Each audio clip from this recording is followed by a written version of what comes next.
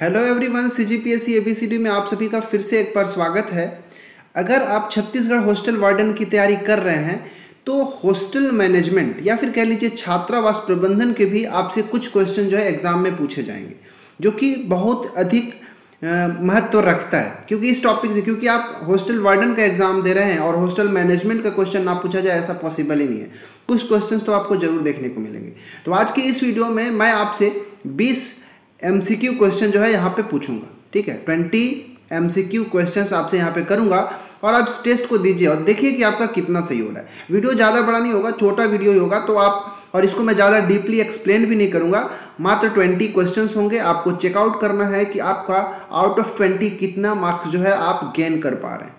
तो चलिए लेट ना करते हुए आज के इस वीडियो की शुरुआत करते हैं। हाँ, और हमारे चैनल में बहुत सारे वीडियो जो है अवेलेबल हैं, सारे मैथ्स के भी देखिए, अभी बहुत सारे वीडियो जो है लॉन्ग वीडियो लेकर आ रहा हूँ, जो कि सीजी व्यापम सीजीपीएससी में कहीं ना कहीं पूछे जा चुके हैं। ऐसे प्रश्नों को लेकर आ रहा हूँ। ठीक है, इंग्लिश के भी वीडियोस मैं लेके आ रहा हूँ और बाकी पहले से भी जीके के भी वीडियोस अवेलेबल हैं।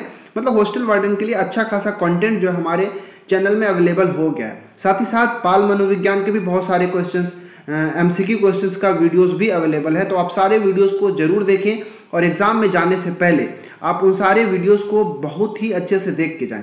एक बार दुगना स्पीड में बढ़ा के जरूर देख लीजिएगा, आपको कहीं ना कहीं जरूर मदद करेगा। नमस्कार, चैनल में अगर आप पहली बार आए हैं तो हमारे चैनल को सब्सक्राइब कर लीजिए। वीडियो अच्छा लगे तो लाइक भी करें और दोस्तों के साथ शेयर जरूर करिए। तो चलिए आज के इस मिनी टेस्ट की शुरुआत करते हैं और क्वेश्चन नंबर 1 है आपके लिए स्क्रीन के ऊपर। ये प्रश्न है कि छात्रावास आश्रम का क्या तात्पर्य है?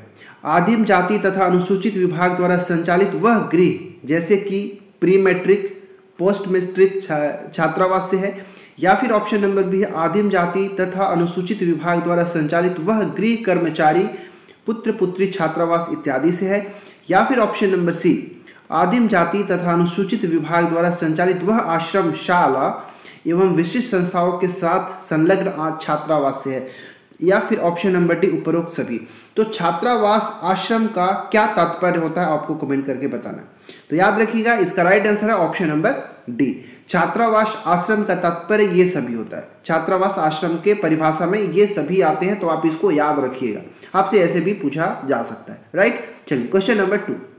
सेकेंड क्वेश्चन है कि छात्रावास के श्रेणियों में शामिल नहीं है। किसको हम छात्रावास के श्रेणी में शामिल नहीं करते? ऑप्शन नंबर ए अनुसूचित जाति के छात्रावास, ऑप्शन नंबर बी अनुसूचित जनजाति के छात्रावास, ऑप्शन नंबर सी अन्य पिछड़ा वर्ग के छात्रावास, या ऑप्शन नंबर डी तृतीय लिंग के छात्रावास। किसको हम शामिल नहीं करते हैं? तो ऑप्शन नंबर डी तृतीय लिंग के छात्रावास, इसका अभी तक प्रावधान नहीं है।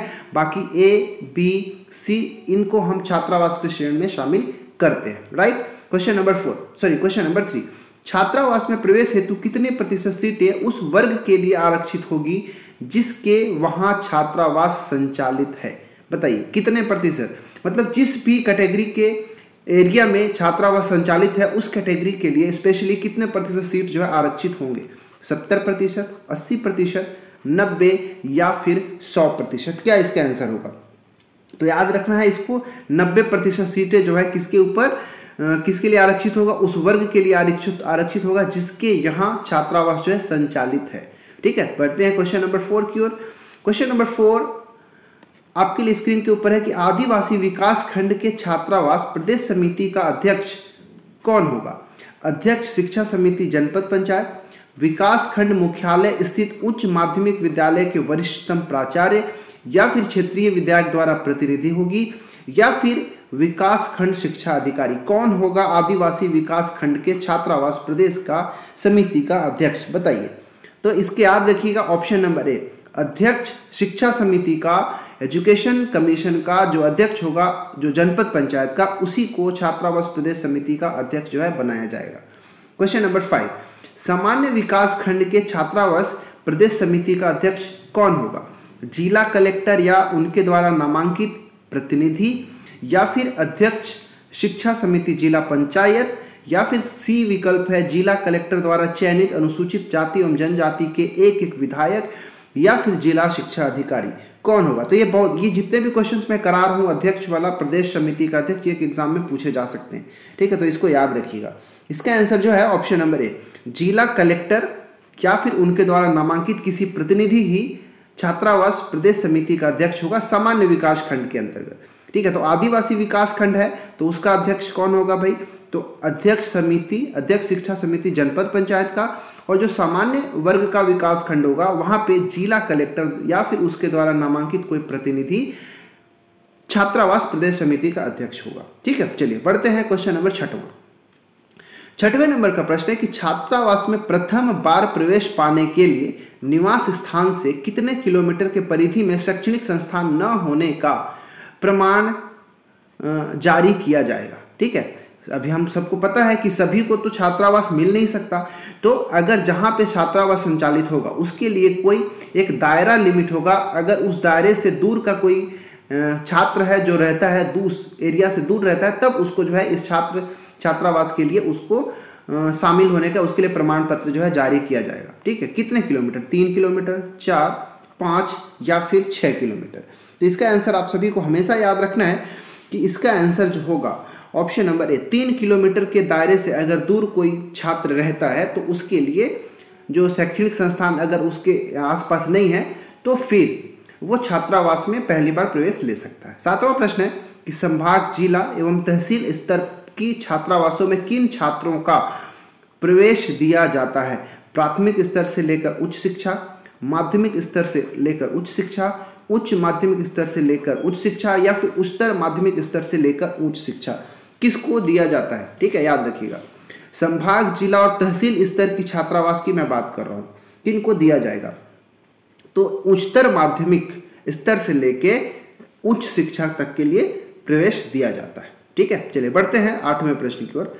8वां प्रश्न स्क्रीन के ऊपर कि तहसील एवं तहसील से नीचे के छात्रावासों ने प्राथमिक स्तर के छात्रों के प्रवेश देने हेतु किसकी पूर्वानुमति की आवश्यकता होती है? यहाँ पे ने के जगह में हो जाएगा, टाइपिंग मिस्टेक है।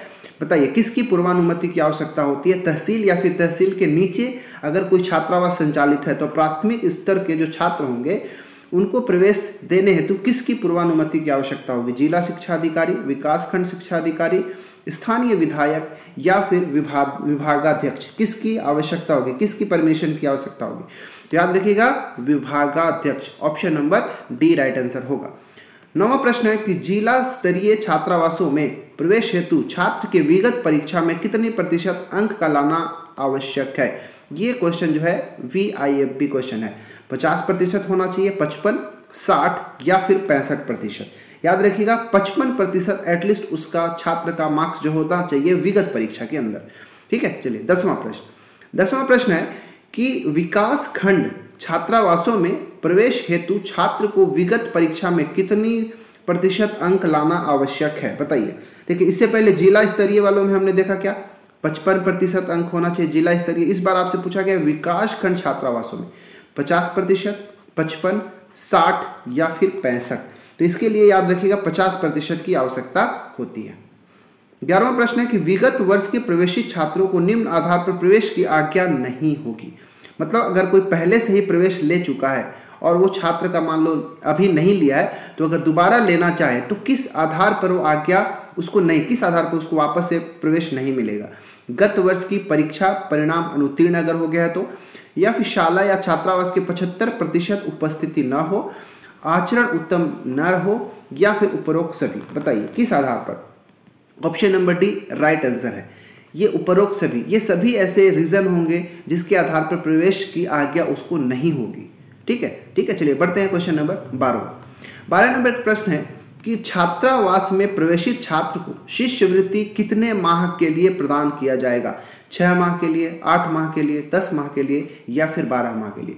अगर कोई छात्रावास में किसी छात्र का प्रवेश होता है तो कितने माह के लिए उसको जो है वहाँ पे शिष्यवृत्ति मिलेगी, कितने मास तक वाली वहाँ पे ठहर सकता है, ये आपको बताना है। तो 10 माह के लिए वहाँ पे एडमिशन होता है, 10 माह के लिए होता है। ठीक है, ऑप्शन नंबर सी इसका राइट आंसर होगा।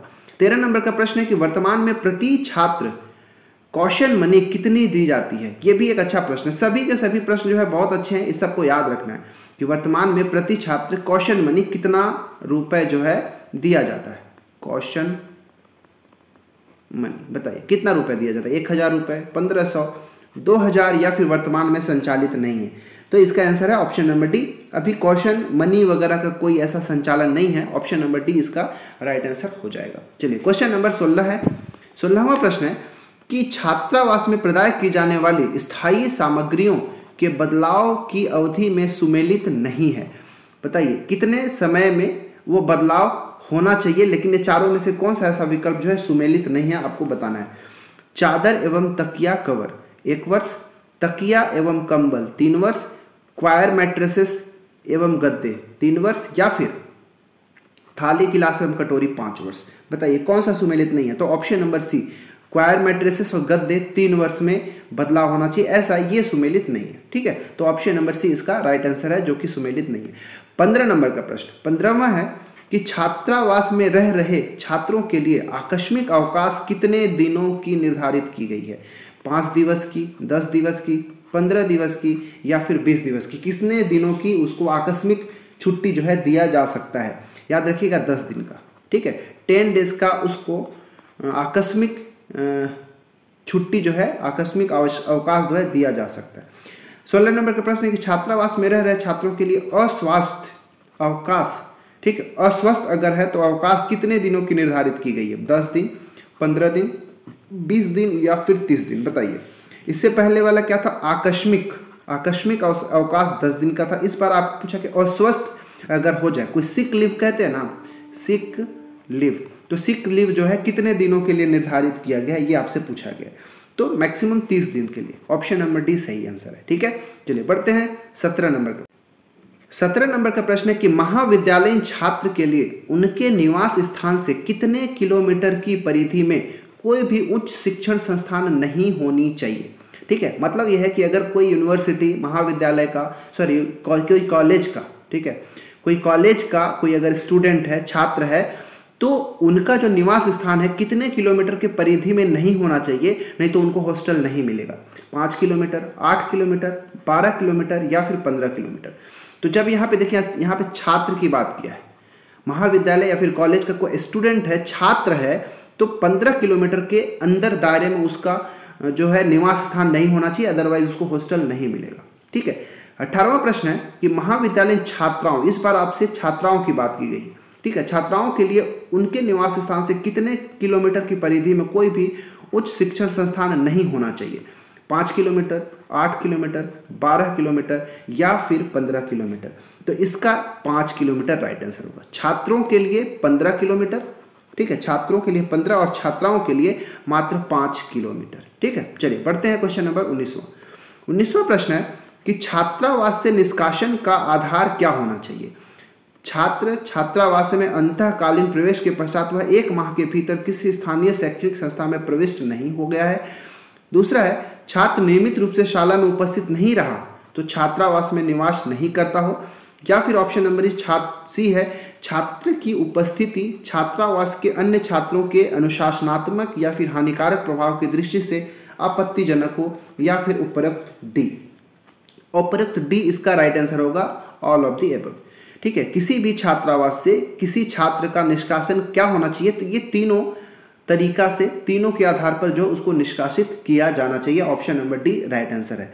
चलिए आज का इस मिनी टेस्ट का 20वां और आखिरी प्रश्न है कि शिष्यवृत्ति की अवधि में अंतर्वर्ती अवकाश आने की अवस्था में पूर्व शिष्यवृत्ति अवकाश काल में स्वीकार्य होगी यदि छात्र संस्था के खुलने के कितने दिनों के अंदर पुनः छात्रावास में उपस्थित होना आवश्यक है। 5 दिन, 7 दिन, 10 दिन, या फिर 15 दिन। क्या इसका आंसर होगा बताइए। तो इसका आंसर जो है ऑप्शन नंबर बी, 7 दिन के भीतर। ठीक है, याद रखिएगा। तो इस प्रकार हमने टोटल 20 MCQ आपका यहाँ से पूछा। इस 20 में से आपका कितना सही हुआ कमेंट करके आप लोग जरूर बताइएगा। और बाकी भी वीडियोस हमारे पास अवेलेबल है, चाइल्ड साइकोलॉजी के भी बहुत सारे वीडियो जो है अभी तक चैनल में डाल दिया गया है, चाइल्ड साइकोलॉजी का। ठीक है, इसके बाद CGGS वाला भी 10 वीडियो जो है डाला हुआ है। ठीक है, CGGS के 10 वीडियोस डाला हुआ है, और मैं सोच रहा हूँ कि एग्जाम से आने से पहले कुछ और भी इसके वीडियोस लेकर आऊँ। ठीक है, तो आप वो भी जाके देखिएगा। इसके बाद CGGS नहीं, मतलब टोटल GS का जो क्वेश्चन पूछा जाएगा। 15 क्वेश्चन का जो 15 मार्क्स पूछा जाएगा इंडियन जीएस वाला से, तो उसके लिए 10 टेस्ट वीडियो जो है ऑलरेडी अपलोडेड है चैनल में, प्लेलिस्ट अलग से बना हुआ, आप उसको जरूर देख सकते हैं, ठीक है। और उसी तरह आपको इंग्लिश के वीडियोस मिल जाएंगे, मैथ्स के भी बहुत सारे वीडियोस हैं और बहुत अच्छे से मैंने एमसीक्यू को एक्सप्लेन किया, आप जरूर जाके देखिएगा, ठीक है। चैनल में अगर पहले से हैं तो आप सभी को ये सब पता ही होगा वीडियोस के कौन कौन से प्लेलिस्ट बने हुए हैं, लेकिन अगर आप नए हैं तो जरूर देखिएगा। हाँ, नए हैं तो हमारे चैनल को सब्सक्राइब भी जरूर कर लीजिएगा, वीडियो को लाइक भी करें, दोस्तों के साथ शेयर भी करें, और हमारा जो टेलीग्राम चैनल है CGPSC ABCD का, आप उसको भी ज्वाइन कर सकते हैं। किसी भी तरह का डाउट हो तो हम वहाँ पे डिस्कशन कर लेते हैं, ठीक है। तो चलिए आज के इस वीडियो में बस इतना ही, मिलते हैं किसी और में, तब तक के लिए पढ़ाई करते रहें, धन्यवाद।